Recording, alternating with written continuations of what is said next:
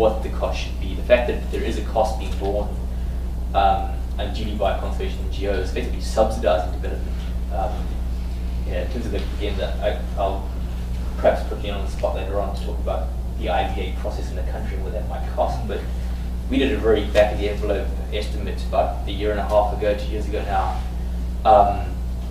It's trying to say what would it cost from scratch to get some of these basic data layers together. So for the red list of species, so for countries like Peru, Madagascar, Philippines, very highly biodiverse areas, a lot of high endemism, so very unique species, about $500,000 from scratch. For a key biodiversity area process, again from scratch, without IBAs at all, looking about, again, $300,000 to about $500,000. This is around per country. And then for the protected areas, I forget, I actually don't have stats on that, Melissa might have that. But again, these aren't ridiculous amounts of money, but they are amounts of money that are currently being paid for largely by NGOs. The World Bank, for example, funds collection of some of this data through the Critical Eastern Partnership Fund. Again, all this is being done by NGOs, subsidized development. The fact is, how do we capture some of that value from developers, keep that data current, and maintain it over a long period of time? So that's kind of why we charge for that. Thanks, Conrad. Maybe just worth stressing that last point, because we found ways to collect and compile the data originally, but it has to be kept up to date. It has to be improved. There are lots of gaps. It has to be managed. It has to be presented. And all of that costs a surprisingly large amount of money where there's no easy source at the moment. Questions? That's what I want to hear. Unless it's somebody else. So you went from free with 1,000 users to charging to 40 users. What's the business case for IBAT? And what do you want out of IBAT? Do you want more companies to take it on? I'm going to just quickly jump in here, Conor, because I probably should have corrected you on what you said. Actually, that 1,000 users was across the board of anybody who had come up before we made a split. Because when we launched, we only had one version. So that actually included all of the academics that had come and had a look, all the students, all the conservationists. So actually, the subset of companies was much, much lower than that at that early time. We had a large number of consultants who had registered and stuff. And so the numbers of companies actually at that stage was probably maybe 2-3 times what we have now as former subscribers. Many of those were just looking to see if there was something of value to them. And so I think we've actually retained quite a good number of those, even though we've introduced a pricing structure. And actually have attracted certainly new companies that we weren't working with in the past and hadn't actually thought of IBAT as a value proposition for them. But yeah, sorry Conrad, I probably should have corrected that earlier. No, that's a good correction. But I think, what's the IBAT vision? I mean, really, it's two things that always sit in opposition to each other. One is getting data out to maximize the number of people using it, but at the same time trying to get funding down to keep that data good. I mean, if it's bad data, then no one's going to use it at all, and sharing bad data is worse than no data at all. Actually, no. But so finding that balance between greater users, but then also keeping good information that's useful to users. And again, as we said, we're still struggling with that idea. Ways to improve it are very welcome. This is one where we found that we've had some partners be supportive of that process, but again, as we get more users and the dialogue grows, there may be new ideas coming in, and we're very open to those ideas. Let's see on the other panelists what their vision for IBAT would be. Can I comment, Bill? Of course you can. Okay. Just to come back to the paying for this, really, IFC sees this as a service. We are of the highest bracket, so we pay the highest pricing fee. And for us, it's not only about having a tool, it's about having access to, someone like Martin, where when we have questions about these sites, I and my colleagues are, I guess, fortunate enough to give him a ring, and he helps us out many times. And many times actually. So it's, for IFC it's very difficult because we're not the World Bank, we're not public sector lending, so we don't do many just biodiversity dedicated projects. We work with companies, and there's very little extra monies to do these kind of, invest in tools and things like these kind of tools, especially one just for biodiversity, just for one performance standard.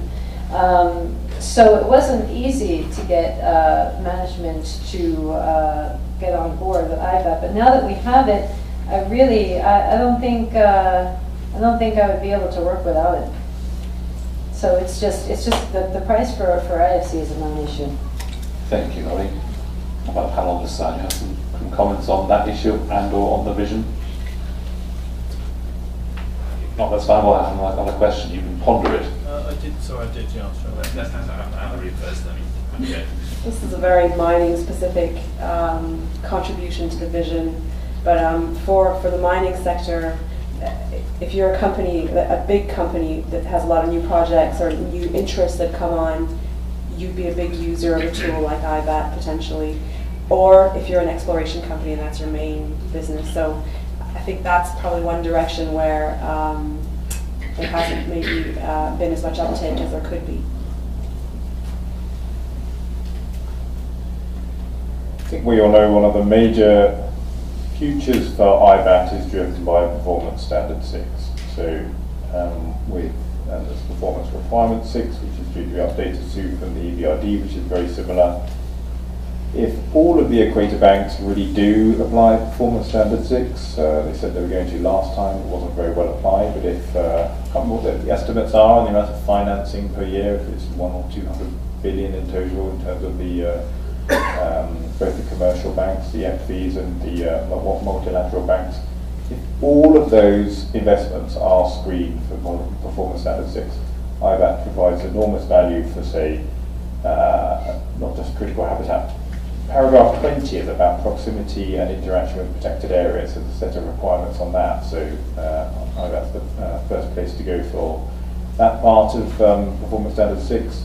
And for identifying critical habitats. So there are several, if you look at the guidance note, paragraph 57 in the guidance note for PS6 points out that the types of sites which are likely to be critical habitats, such as Ramsar sites, IUCN categories, protected area categories 1 and 2, etc. All that information is on IBAT. So yeah, I would be, I think, I can't remember how much the bank's currently paying for it. Given that there are often, as far as I can tell, only 2 or 3 employees screening portfolios for all the performance standards, I think it's probably impossible for those banks to apply Performance Standard 6 without this tool. Thank you, John. Very interesting perspective there. Is there another question for the panel? Have we run out of steam? Perhaps it's time to there's one at the back there? Comments. Comments or questions are welcome. Oh, sorry. No, I feel like I'm sorry I'm clogging it, but Not at all. Feel free. 2 of my 3 questions were planted beforehand, so I'm joking.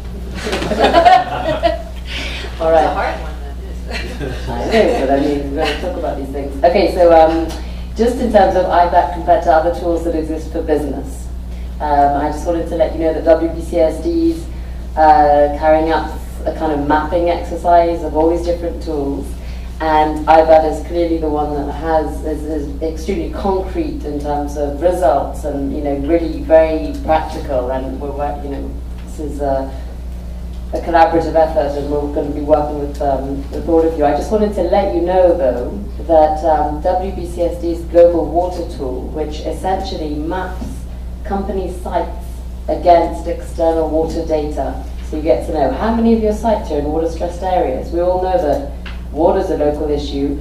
Before you even know how much water you use, you get a better idea of your water risk if you know where you're using that water. So if you're and so the first kind of idea was just to create a very simple, tool that gave you this information. And a couple of years ago, we added a layer to that, which is biodiversity hotspots. So in our Global Water Tool, which is a free tool, you can know how many of your sites and which ones are in biodiversity hotspots.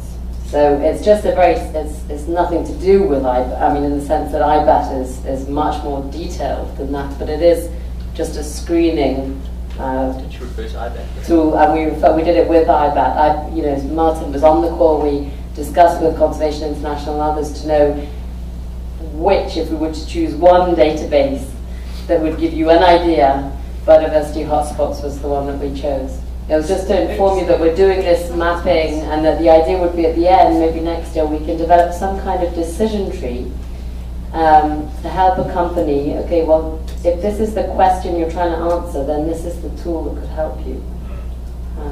Ultimately, I don't know if it's possible, but ultimately that's what our members are looking for. I just thought it might be of interest.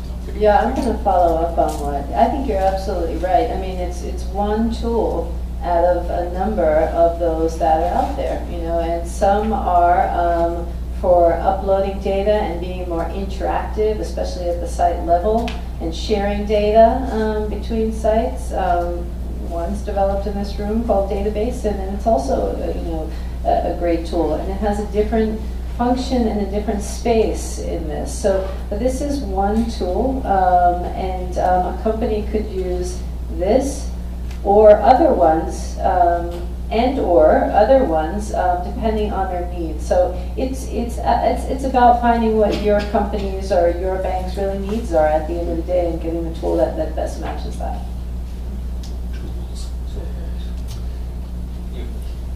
In terms of, I can't remember what information is on IBAT in terms of interpreting the information. So this is a question to Martin and Melissa. I don't know how many people in the audience have seen Biodiversity A to Z, the website, the UNEP WCMC resource recently developed. Not that many. So that website is the first time that all these different priority regions have been placed on a single site in terms of their regional scale, like endemic bird areas, hotspots, etc., and then their site scale priorities, which are things like protected areas, KBAs, key biodiversity areas, important bird areas, Ramsar sites, Alliance for Zero Extinction sites.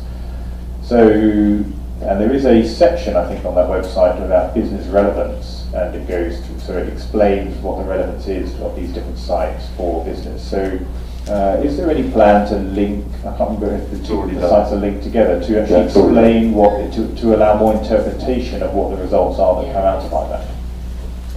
I think we've done. Do you want to You go for it, you design. You're on the panel. Question to Conrad, Martin, and Melissa. I now pass to Martin. So, John, you're absolutely right. This is a great piece of work that the UNEP WCMC, and I forget who the partners were on that, Melissa may want to credit them as well, that they pulled together. What we do through IBAT is we lifted sort of an introductory page, or created an introductory page to each of these different data layers that we are presenting. And then for all of those, we just link straight back to the that project that you were talking about, that web resource that you're talking about. So that's actually already dynamically done. So you go and look at category 1 to A, and that will take you to, actually offers you a number of different sources. So what I've done is compile a page of some introductory information to give you the first sort of, oh, that's what it is, Ramsar is X, Y, and Z. And then there's a link to contracting parties for Ramsar, and then there's a link to the Ramsar website, a link to the AZE site, not the AZE, the A to Z. I've been in the US too long. The A to Z, and so forth. But I think, picking up on your point about interpretation, I think it's something that we need to invest more in terms of explaining. One thing that I've learned through my time sort of operating at this interface between the conservation world and the business world is that we assume too high a level of knowledge all the time. And all the time I'm having to realise that when I present, when I talk, I actually have to talk, you know, in much simpler language in terms of, you know, I talk about where the species live rather than key biodiversity areas and things like that, to ensure that the sectors and the audience that we're trying to engage with actually do genuinely understand what we're presented. So I think there's an opportunity for us, and something that I do want us to look at in terms of developing better context and better guidance that's actually probably quite sector specific and probably quite group specific within a company. So probably a set of guidance for exploration individuals would be quite different from those who are doing portfolio level risk at the sort of global CSR level, which would be different from those who are doing site management. Thanks, Martin. And a question at the back there. Let's take that question, and I'm going to ask you for a few comments as well, please.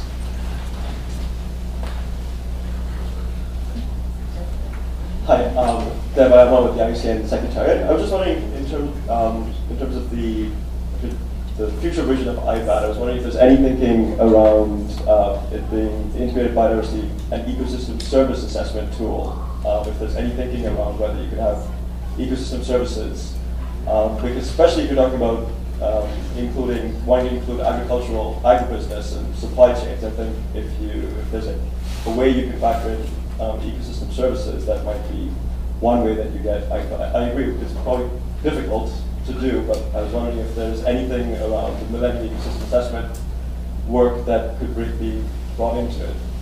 Thanks. So maybe ask Conrad to start on that one. Is there any thinking about that, Conrad?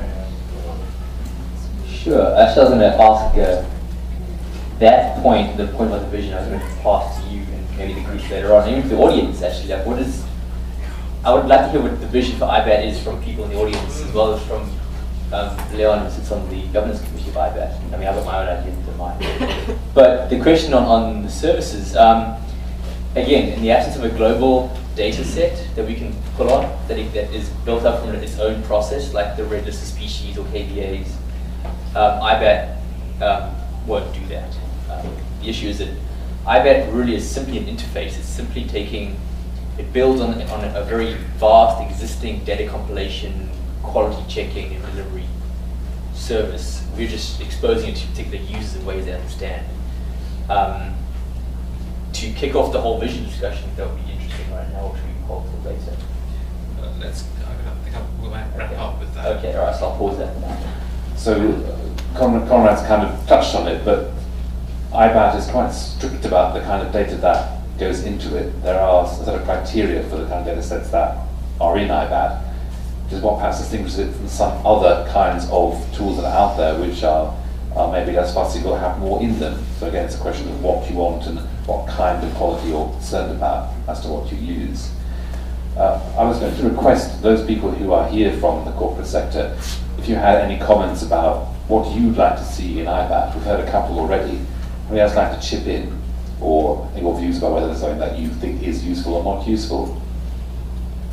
At the back there? Didn't see the hand, sorry. In the far corner, I think you had a hand up? No? I'd be happy to contribute. That'd be great, I thank you. my hand, I was actually scratching my forehead. You can hold it, sorry. That could be on an auction here. John Tobin, Credit Suisse. One thing that would be very useful for us is, and you'll have to tell me whether it's technically possible, to build into the tool some functionality that brings in a NGO attention or media attention for an issue, or more to the point, for a particular geographic area. The ideal for someone in the corporate sector using the tool is to be able to use the smallest number possible of tools to get the job done. This tool provides incredible information about biodiversity, but if you can overlay some kind of reputational, for lack of a better term, or media sort of heat on top of it, that is, and this is just blue sky thinking, that could be pretty interesting. So kind of how much interest is there in this site in terms of its... Particular site, particular projects. Yes, yes. You know, river basins, you name it. That's slightly what we were thinking of with this local conservation group tool, in fact, to try and get that kind of information in from the ground. So that's a very interesting comment. Anybody else want to chip in? Over here.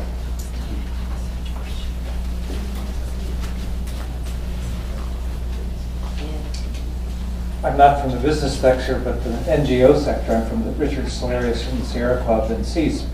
But I've put on a biologist hat for a moment and ask, does IBAT also look at ecosystem interactions, species interactions? Because it's not just the variety of species there, but how they interact and what, in a sense, what they depend on within that ecosystem in order to operate, survive, reproduce. Okay, I guess this is the same, again, as a point past Leon eventually, his thoughts on this. But again, it's the same issue with ecosystem services, the absence of a global database that is compiled from a credible source in a standardized way that is both nationally relevant and globally consistent. It's impossible to serve that information. But having said that, by having a set of sites that harbor threatened species, as much as we use the ideas of flagship species and things like that. You know, by targeting conservation towards those areas, you generally assume you're getting the rest of the deal behind that. But yes, good question. Again, that should be coming up probably as you get into EIAs and more detailed site level assessments. Just to add a tiny bit to that, as Martin showed in his presentation at the beginning, you can move from the general map layer and information in IBAT to very detailed information on particular sites. So the important bird area fact sheets area fact sheets have a huge amount of additional information, both on conservation issues and on what's there, and on these kinds of things as well, cultural interactions and other important aspects of the site. So it's not mapped in a straightforward way, but you can find that kind of information if you look for it and if it's available. Me again. No, I thought it might be quite interesting to have a contact information for any experts that could help with an issue on the. And there again, one thing that IUCN, WPCSD, Earthwatch, and led by World Resources Institute tried to put together is this ecosystem service expert database directory. So you're looking for a frog expert in the Amazon, go to this person. Conrad. Interesting idea.